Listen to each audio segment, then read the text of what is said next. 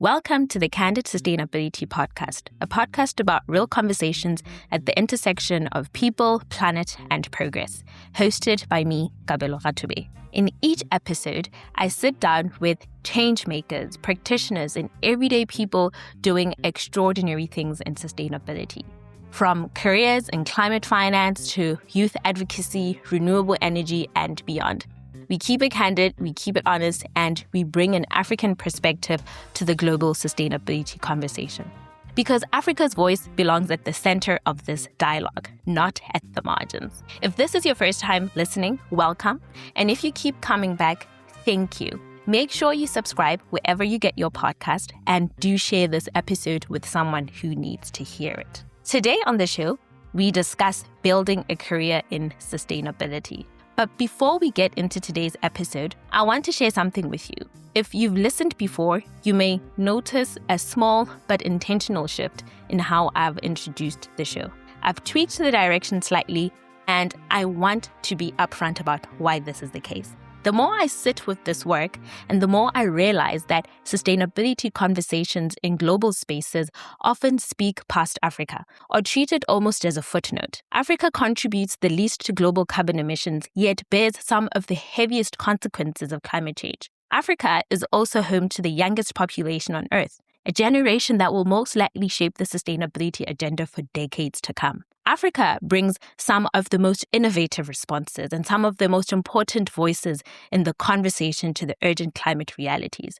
And yet, too much of the global sustainability conversation happens without African voices at the table. So while the heart of this podcast has not changed, the conversations are still candid and honest and about real stories, I am being more intentional about centering an African perspective. Not to exclude, but to include what has too often been left out. The Candid Sustainability Podcast is exactly what it has always been, candid. So that part is not changing. Now, let's get into it.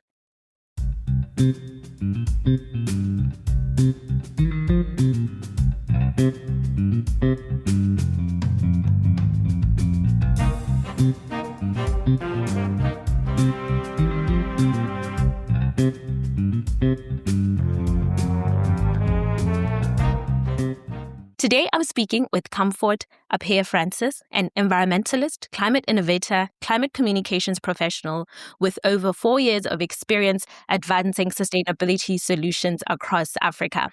She is the co-founder and CEO of Greenbridge Africa Innovations, a climate finance infrastructure company connecting clean energy business and communities to climate finance in Nigeria. She is deeply committed to combating climate misinformation while building scalable, impact-driven climate solutions.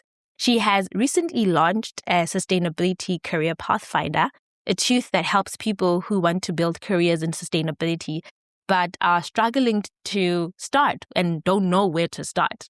So welcome to Candid Sustainability. Hi, hello. Thank you for having me. Thank you very much for making the time. Before we get into the Sustainability Career Pathfinder, because that's how I got acquainted with your work, and that's one of the most important aspects of today's conversation. But before we get into that, I want to know a little bit about yourself. Who are you and what do you do? So tell us everything that there is to know about Comfort. All right. I think from the introduction you did, you've almost said almost everything about me, but I'll just give a simple introduction of myself. Hi, everyone. My name is Comfort Apeh Francis. I'm an environmentalist from Nigeria. I love to build solutions and I love to fight against climate misinformation. I'm the co-founder and CEO of Greenbridge Africa, just as she has introduced, and I recently launched the Sustainability Career Pathfinder to help people who want to get started in the sustainability sector know where to start from. This is an entry-level tool that anybody can use. As long as you have an idea of, okay, I'm interested in climate finance or I'm interested in climate policy, you can use this tool and it's going to give you a direction and a path to follow. Aside my work being an environmentalist, I have lots of passion projects and side projects. And the Sustainability Career Pathfinder happens to be one of my passion projects.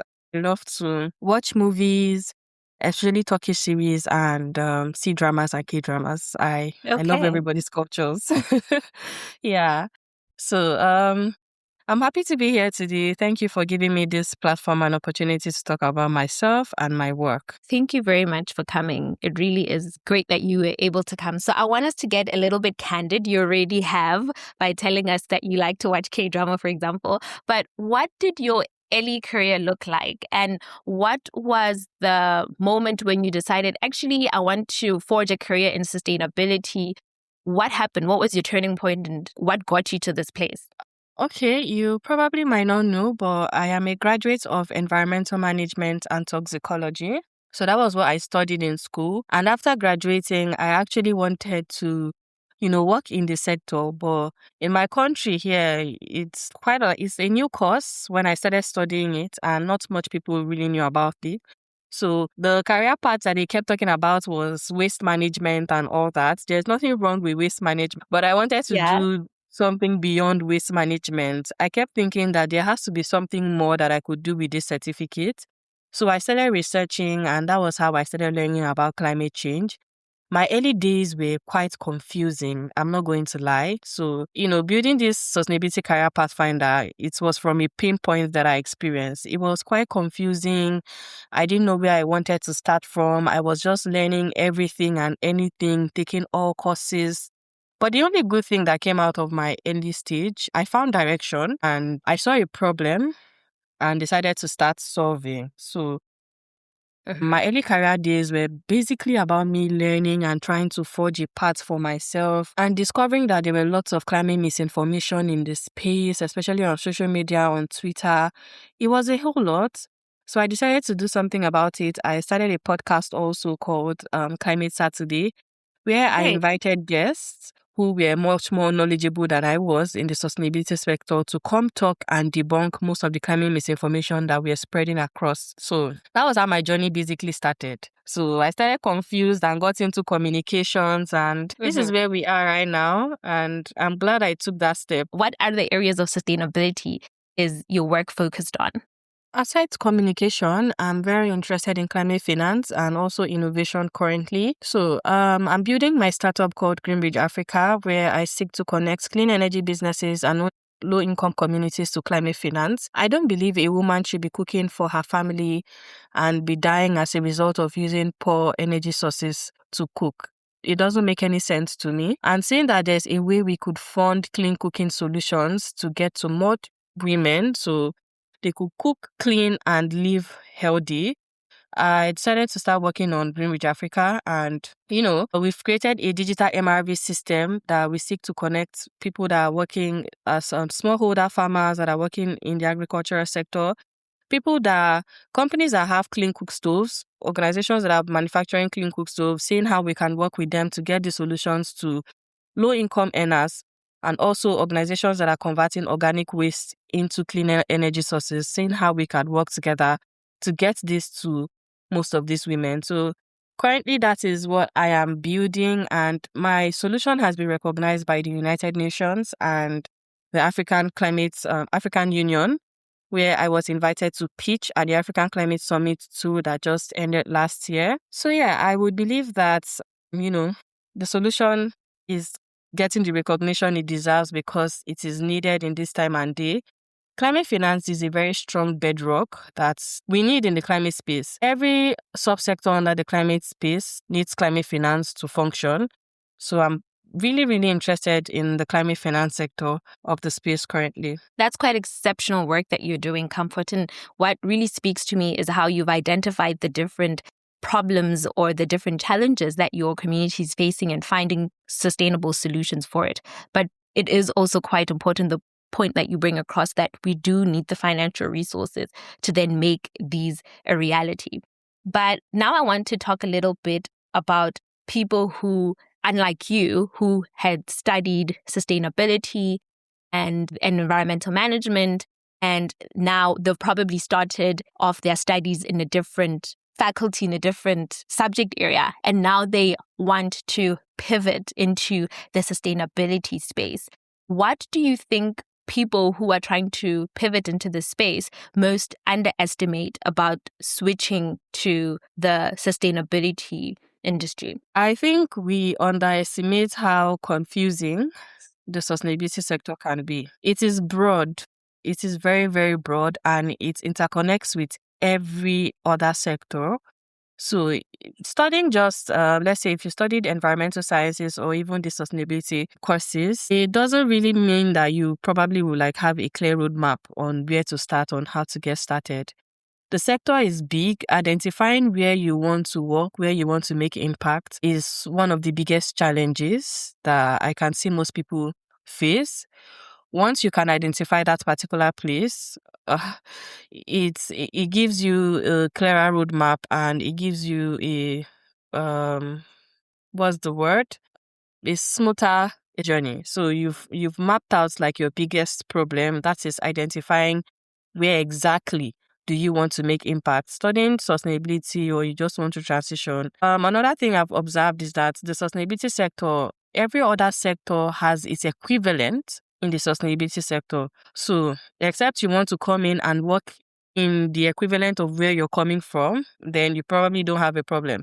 But if you're just coming in that you just want to get started, figuring out your path and knowing where to start from is a huge challenge, and I feel like most people underestimate it. And then what are the main career paths within sustainability that people often overlook or don't know exist that they could maybe pivot into or explore in their pursuit to looking for a career in sustainability? I would use myself, for example. When I started in the sustainability sector, I thought that activism was all it was to the sustainability sector. I didn't know that, it was broad. I knew it was broad, but I felt like activism was like the bedrock of it. I didn't know that there were more technical skills and all that. So we have so many subsectors. I would mention a few. We have climate finance. So we need people that are accountants, economists to work in these spaces. We have climate finance. We have clean energy,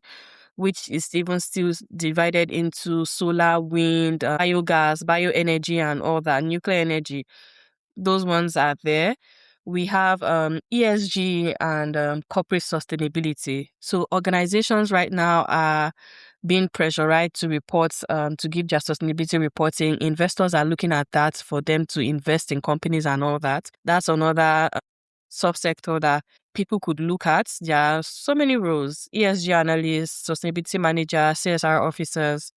These roles are available. We have climate communications. I feel like that's one thing me and you are doing currently right now. Every sector in the sustainability sector, every subsector in the sustainability sector need communicators. They need people to translate that technical, I would call it, because not everybody is going to understand it. So they need communicators. So if you're into communications, journalism, you're needed. You're very, very, very needed. We have great technology because we are in a world where technology is like the bedrock of everything right now. So even in the sustainability space, technology is needed. In the clean energy space, energy conservation and utility, everything, technology is needed. So if you're a data scientist, product manager, project manager, you're needed. You're a software developer, machine learning engineer, you're needed in the green technology space. There's also the green building. That's for construction. So we need people to decarbonize the construction space, where architects are, designing more sustainable buildings. Engineers are looking at, more sustainable ways to build, seeing how to decarbonize from cement and all that, seeing how to put utilities in the house that, conserve energy and all that. So the space is broad, like I said, and these subsectors need a whole lot of people. Engineers are needed, project managers, communicators, lawyers, economists, finance people. Everybody is needed. So, yeah. So anybody in any sector could then make the pivot. Because I often always get the question about whether or not people need technical skills to be in the sustainability space and what kind of technical skills they require. Would you want to give a little bit of insight about that? Yeah, sure. There are some of the subsectors that you definitely will need technical skills to work in.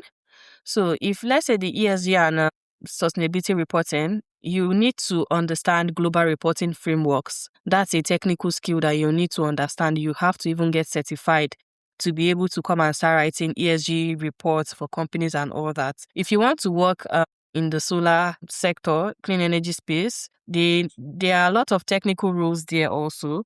So they need like electrical engineers, mechanical engineers, energy analysts, utility analysts also, people that could calculate energy efficiency and all that. So that's also a technical skill that is required.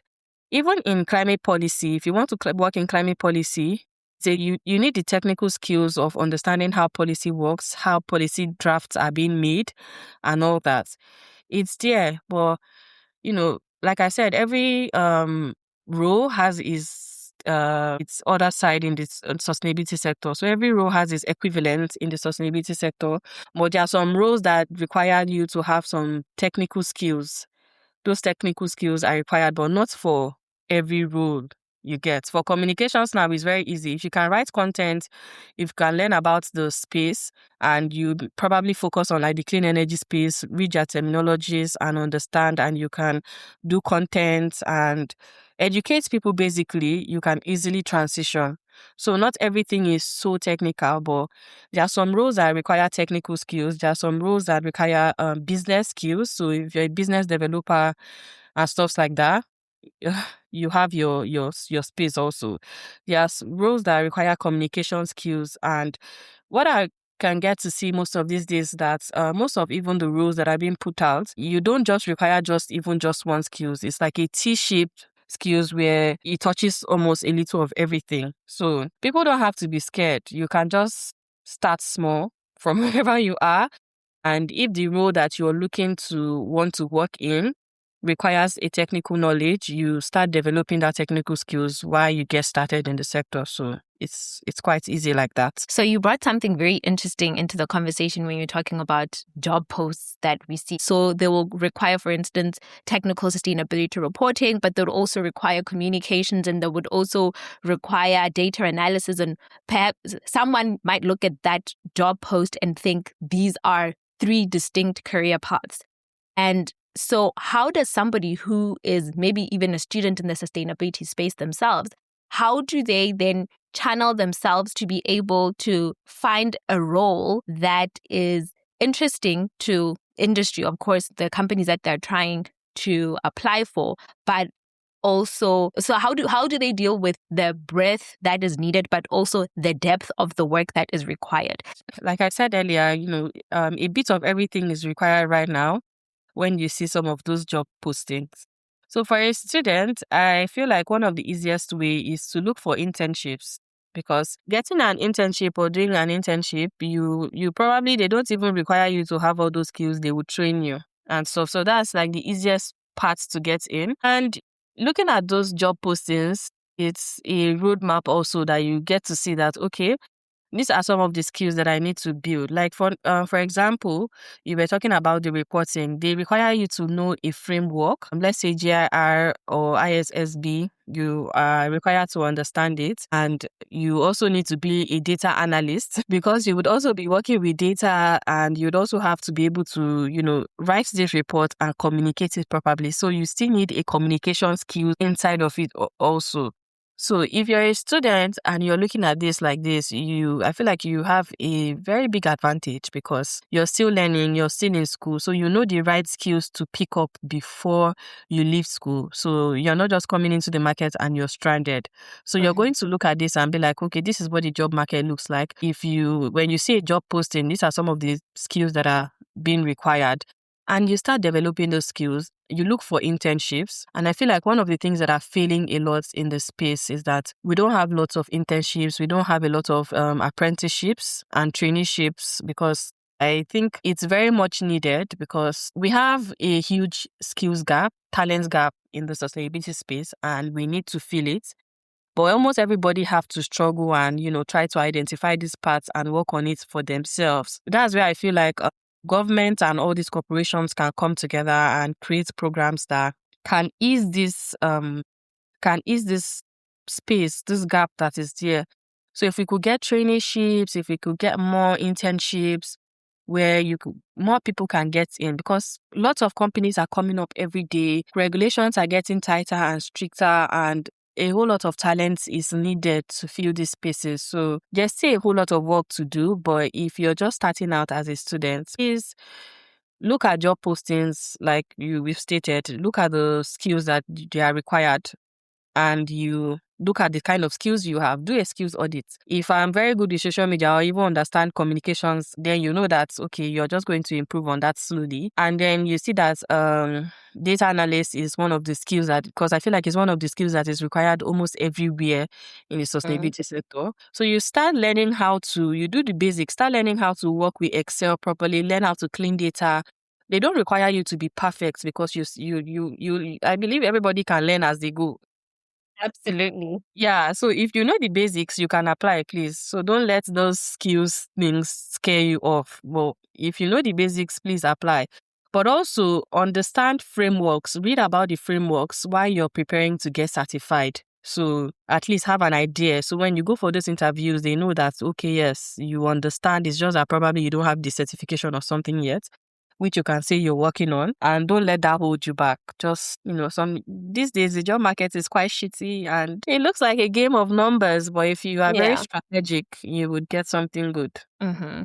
No, absolutely. I want us to start talking about the Sustainability Career Pathfinder, because that's how I found you. And that I actually took the tool myself, and I found it to be quite accurate in the suggestions that it gave me, the career path that it felt was fitting based on my skills and my interests, because most of it is exactly what I'm already doing. So that, for me, if I'm supposed to give it a rating, I'm giving it a 5-star, and I'm going to encourage everybody to find you on LinkedIn and take the Career Pathfinder tool. But you're going to tell us a little bit more about it just now. But before we do that, I am interested to know, is there any platform or place that you would maybe suggest for people trying to pivot into the climate sustainability place to maybe find job posts, internships, or any kind of skills development that they might need in order to be more competitive in this space? As you've said, that the job market is not looking very, very good. So it is quite competitive. Is there a space that you can recommend? Yes, there are different spaces. If you're interested in working in climate, I feel like a community that everybody should belong to, if you're interested in working in climate, is Work for Climate. Work on Climate. So just search Work on Climate and you can join their Slack community. So it's a community where, people are sharing job postings, resources, trying to help each other, people that want to break into the space. It's a community that everyone should belong to. And if you want to take courses, the UNFCCC Learn space is where you could also learn. You could also look at Terrado. You can also take some courses from Terrado. You could also look at Climate Base. Climate Base is a job board. So you can go and look at Climate Base and look at the kind of jobs and the requirements to get those jobs. So it will help and inform your learning and your skills development. Place everybody should look at. And if you're interested in green technology, I feel like you should take this INCO Green Digital Pathway course by INCO Academy. I've taken that course and, I was very, very surprised that, how you design your website and all that stuff like that has its own impact, the energy efficiency and the energy use and how it affects the environment, designing and everything. I feel like if you're into green technology and all that, please go take the Green Digital Pathways by INCO. It's a very good course. I would recommend for everybody to take. So those are some of the recommendations I can give. So if you're interested in, let's say, ESG reporting and stuff like that, you could look at organizations that are offering free certifications firstly, before you invest in any certifications. Go and take free certifications. You can go to CSRD. They offer a free course on introduction to CSRD. You could also use LinkedIn Learning to learn introduction to ESG, so you understand what ESG is and why it is important, and you take the introduction to CSRD and you understand how it's important for corporate organizations and how it intertwines. So courses like that, invest in free courses first so you have like a basic understanding before you decide to pump your money. So in case you know that, okay, this is not a part I'm interested in, you wouldn't have lost a lot. You would be able to run away. Yeah, That's great advice. Yeah. So let's talk about the Sustainability Career Pathfinder before I let you go. Let me know a little bit more about what you were trying to solve? Why you finally decided that, okay, this is the time for me to build such a tool? The Sustainability Career Pathfinder, I would say I wrote an article earlier on this year where I was speaking to climate activists. I have seen how climate activists in Africa, they get burnt out because there is no proper career posting or there's no proper alignment. They only just do activism, hold placards, and they get burnt out because at the end of the day, activism is on a free economy. Is on voluntary basis most of the times. You don't get paid for it. And I've had conversations. I started out that way too, and I got burnt out also. So I've had conversations with people. And when I put that article out, it actually got to a lot of people. And I got comments that they could relate. So there are other pathways and jobs. And I just realized that so many people didn't know that there are other pathways to the sustainability sector aside activism. They don't know that there's a whole world out. So I just decided at that point that, okay, let's see, what can I do? At first, I started releasing small videos to educate and give out free resources on how I was learning and how I was trying to pivot also. And I had a discussion with a friend of mine, and he spoke about how students were also reaching out to him and asking him how they could get started in the sustainability sector. So that is when it clicked for me, actually. And I was like, okay, I think I should be able to do something about this because I face these pain points that most of these people are complaining about. What is something I wish I had when I started? That was how I started building the Sustainability Career Pathfinder. That's how that thought came to my head. I looked at it and said, okay, I wish I had a tool that would, match me based on my career, my skills, the skills that I had currently, my interest in the sustainability sector and my work style, and let it give me recommendations and let me see where I can go from there. I really love your review about the Sustainability Career Pathfinder. And I'm so happy that it was accurate because even me myself, I've used it, I've tested it several ways and it was accurate also. So I'm so happy that that is there. So that was how I looked at it. First of all, I'm even going to make this disclaimer. I'm not a software developer. I actually built this tool by prompting. Okay. That is great. And that already shows just how much technology and just an innovative mind can also solve a problem in the sustainability space. Yeah. That has been don't really good. Proof that you don't need so much to create a solution to a problem. If you have an idea, you can always validate it and see how to work around it. So I feel like that's one of my greatest strengths. Once I have an idea, I would look for how to make it come to life. And that was how the Sustainability Career Pathfinder came about. And it was launched. And I almost did not want to release this tool, I must say. Why not? Why not? We would have been sad. Yeah, I don't even know. I just felt like it wasn't the right time. I kept postponing. I had made the tool in February, but I kept postponing that it wasn't the right time. It wasn't the right time. But that morning, I was just like, Comfort, just stop and put this tool out there. There are people that will need this. And it blew up. And I was so It really shocked. did. Yeah, remarkable. What are some of the surprising insights that you've seen since you've launched it? Well, the surprising insight, the number one thing is that it blew up on LinkedIn. I didn't know that this was going to blow up as much as it did. And the reviews, oh my God, the reviews is another thing. Like, thinking about it, the second day when I was reading the reviews, I almost cried because I saw someone that even made a comment that, she needed, thank you so much for releasing this tool. This is so much needed. I was also in a confused state and trying to figure out my path, and this has actually helped me. Seeing that the tool was doing what I intended for it to do, it's not supposed to be surprising, but I'm sure you understand. No, The absolutely. emotions, the reviews, the comments, people validating that it was needed and also, informing me that it has actually helped them. Currently, over 800 plus people have taken this assessment. Wonderful. And it's huge. Yeah. 800 plus people have taken this assessment. And I am And those, I'm so, I don't want to say surprised. I knew the tool was going to solve a problem, but I just did not expect that it was going to blow up. And my LinkedIn page was also blowing up. And the connections I was getting was just a whole lot and a bit overwhelming. No, that's what happens when you see a problem and you find a way to bring a solution to it. These are the kind of people, rather, that I'm trying to highlight on this podcast. And just how much efforts that people in Africa specifically, the work that you guys are doing to assert yourselves into the space, but also to bring actual solutions to problems that people are having. And your tool is not just going to help those in Africa, it's really going to help the rest of the world, because a lot of us are going through that same uncertainty and confusion that comes with this space.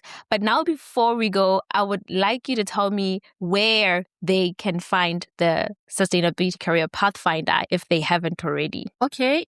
If you haven't used the tool yet, you can just put on your browser sustainabilitypathfinder.lovable.app, or you can find the link on my bio on any of my social media, LinkedIn or Instagram. You can find it. The link is in my bio. The tool is free to use. Please use it and leave your reviews. Thank you. Mm-hmm. Yeah. And last but not least, where are the biggest opportunities in sustainability careers right now that you think are getting really good momentum that people should explore? Some of the spaces, like I said earlier, climate finance is number one. The carbon market is number two because it's blowing up and more countries are adopting and, creating frameworks around it. So those are places that people should look out for. And number three, ESG and sustainability reporting is also blowing up because it's quite mandatory right now for companies that are listing on the stock exchange and organizations in general. Like the policy that the EU even released on the EU CBAM, you can see policies like that are shaping it for more organizations to report their emissions and all that. So it's becoming a lot more compulsory. So people should look out for climate finance, carbon markets, ESG and sustainability reporting. Those are my top three, I would say. Okay. Well, Comfort, thank you so much for making the time to join us. This conversation can go on and on, but hopefully we can have another one of these conversations in the near future. And then maybe you can come back and tell me how the Pathfinder is doing and how all the other projects that you're working on are doing. And maybe, actually next time we might be talking a little bit more about climate finance, accessibility, and just ways to go about that. It has really been a valuable conversation. And thank you for sharing your journey so honestly and building something that gives people a real place to start. Thank you so much for coming. Thank you so much for hosting me, for letting me use your platform to talk about my projects and everything. I'm really, really grateful, and keep up the work. We need more people like you to spotlight us so the world can see that, we are very innovative in Africa and we are creating solutions to lots of problems that we didn't even create in the first place. I know. Thank you very much. Enjoy the rest of your day. Bye-bye. Okay, I am Kabelo Rathobei, and this has been the Candid Sustainability Podcast. But before you go, remember to leave us a review on Spotify, Apple Podcast, or wherever you listen to your podcast. Like and subscribe if you're watching from YouTube, and share this with someone who needs to hear it. Thanks for being here. Let's keep it candid. See you on the next one, and keep doing your best.